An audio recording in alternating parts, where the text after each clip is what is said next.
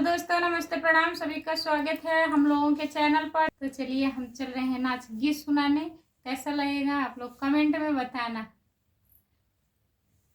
बिछुआ झनकार सखी बलम धोखेबाज बा, बिछुआ झनकार सखी बलम धोखेबाज बा। हमरे ससुर जी के तीन मकान बा, हमरे ससुर जी के तीन मकान बा।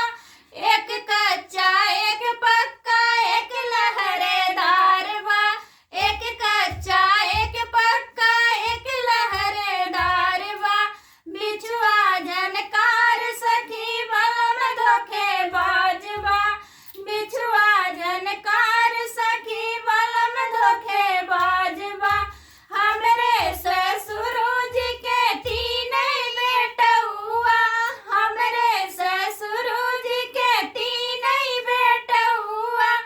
एक सांवर एक गोरा एक गुंडे बाजबा, एक सांवर एक गोरा एक गुंडे बाजबा।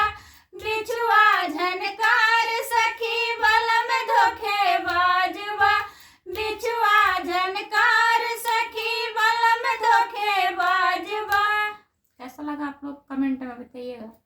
By by.